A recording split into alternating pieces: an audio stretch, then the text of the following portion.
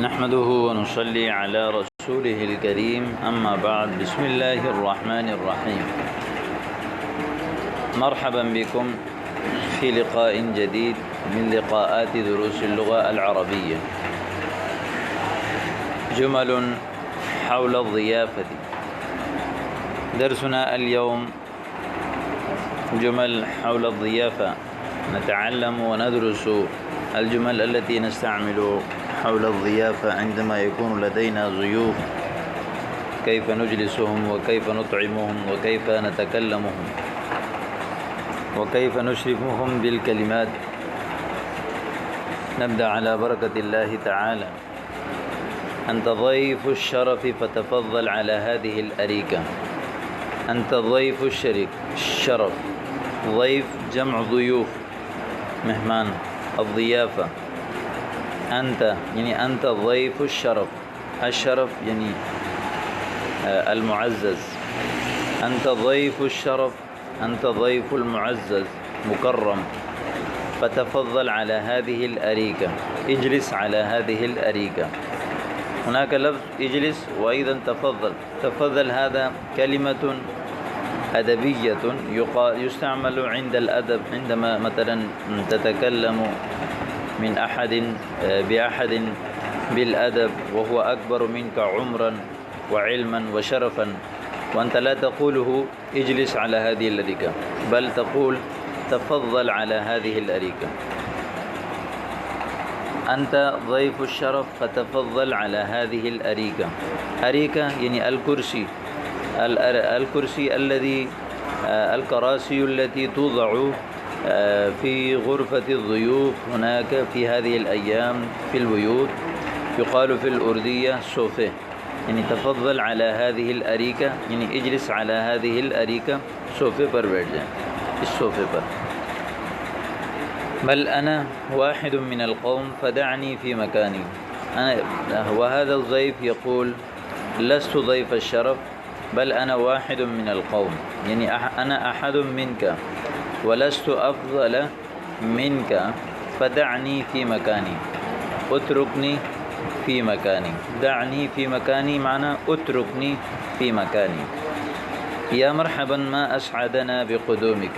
وهذا كلمة تعجبية. ما أسعدنا بقدومك، لقد أسعدتنا كثيرا بقدومك. یعنی کتنے ہی آپ نے جو ہے ہمیں سعادت بخشی اپنے آنے کے ساتھ.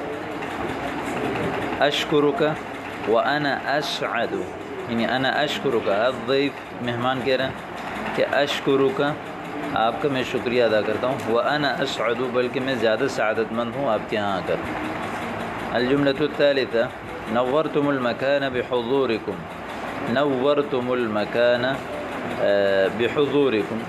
نور ینور تنویر روشن کرنا، یعنی نورتم المکان بحضورکم، جگہ کو آپ نے اپنے حاضری سے روشن کیا.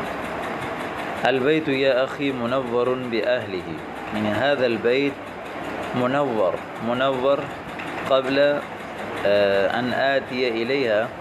هذا البیت منور بأہلہ، یعنی اہل البیت نوروا البیت بوجودہم، یہ گھر جو ہے اپنے اہل سے منور ہے. ما اسعدها من جلسة وما اسنحها من فرصة. اسعد یعنی بہترین، سعادت مند. جلسہ یعنی بیٹھک یعنی حفلہ. سنح یسنح یعنی معنی سہولہ، آسان ہونا، وایدن برکت والا ہونا. ما اسعدها من جلسة، کتنی ہی بہترین بیٹھک ہے. وما اسنعها من فرصة، اور کتنی ہی بابرکت جو ہے وہ لمحہ ہے. اشکرک السعادة تمت بوجودک، یعنی انا اشکرک السعادة تمت بوجودک، یعنی هذه السعادة یعنی تمت بوجودک، یعنی سعادت اور خوش قسمتی آپ کی وجود سے مکمل ہو گئی. آنستمونا وشرفتمونا بزیارتکم. هذا المضيف یعنی میزبان کہہ رہے ہیں. آنستمونا وشرفتمونا بزیارتکم، آپ لوگوں نے ہمیں عزت بخشی اپنی زیارت سے. هذا من طيب نفسك وحسن خلقك. یہ آپ کی اچھی ذات اور اچھے اخلاق میں سے ہیں. طیب نفسی یعنی اچھے نفس والا ہونا، اچھی طبیعت کا ہونا، وحسن خلق اچھے اخلاق والا ہونا.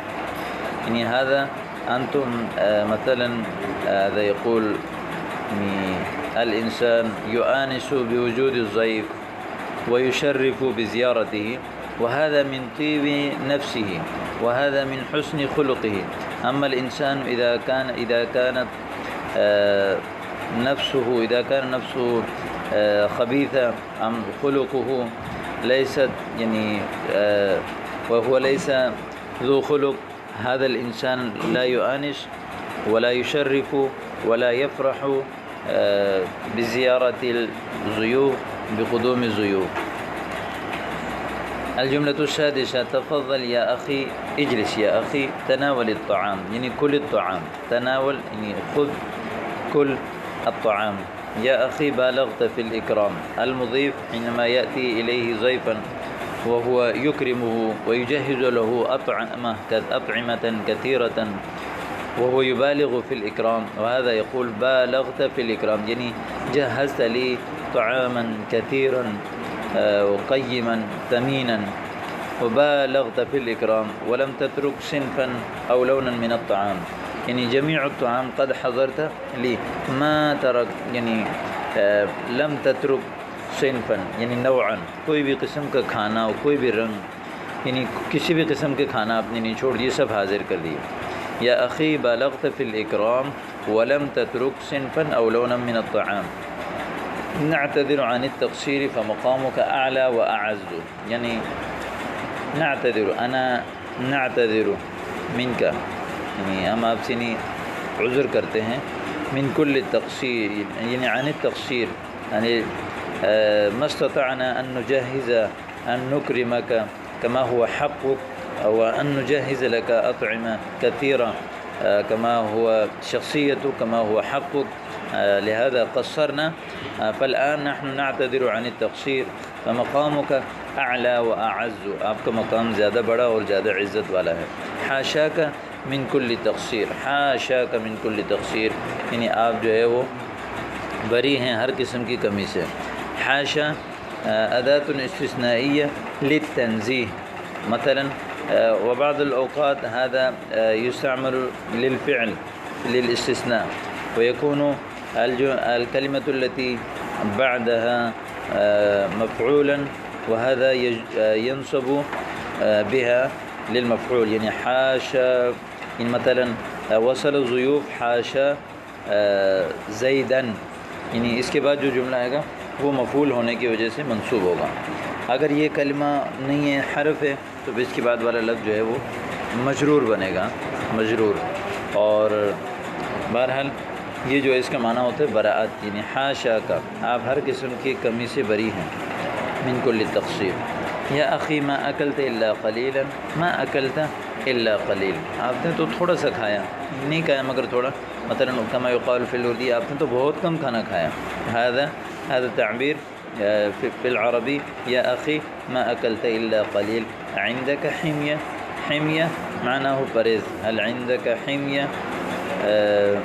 لا ولکنی اکلت عن شبع ولا جوع، میں نے پیٹ بھرے ہوئے کھایا، بھوکا نہیں کھایا. مثلا الانسان عندما يكون شبعا وهو يأكل كثير، واما يكون جائعا بل شبعا وهو لا يأكل كثير، واما اذا كان جائعا فهو يأكل كثير. هذا الرجل يقول ما كنت جائعا بل كنت شبعا فأكلت عن شبع ولا جوع، میرے پیٹ پہلے سے بھرا ہوا تھا، اسی پر میں نے کھانا کھایا تو لہذا زیادہ نہیں کھایا. الحقیقہ طعامک شہی و لذیذ، آپ کا کھانا زیادہ مزیدار اور لذت والا ہے. هذا من حسن ذوقک وعلو سجیتک، سجیتک هذا من حسن ذوقک، یہ آپ کے ذوق کے اچھائی میں سے ہیں. وعلو سجیتک، سجیہ جمع سجایا، معنی الطبیعہ الخلق، یہ آپ کی بلند اخلاق میں سے ہے. یا اخی کل فہذا بیتک الا ما حرم اللہ، کھائیں یہ آپ ہی کا گھر ہے مگر وہ چیزیں جو حرام کی اللہ نے، یعنی جو چیز اللہ نے حرام کی وہ حرام ہے، باقی سب اپنا ہی سمجھو. جزیت خیرا فقد سبقت الطائی فی الاکرام، یعنی جزاک اللہ خیر فقد سبقت الطائي هذا رجل معروف في الإكرام في الجود والسخاء، يقال له حاتم طائي، يعني سبقت الطائي في الإكرام. يقال للرجل الذي يبالغ في الإكرام يعني سبقت الطائي في الإکرام، آپ تو اکرام میں حاتم طائی سے بھی آگے نکل گئے. امید کرتا ہوں کہ سمجھ آیا ہوگا. السلام علیکم ورحمۃ اللہ.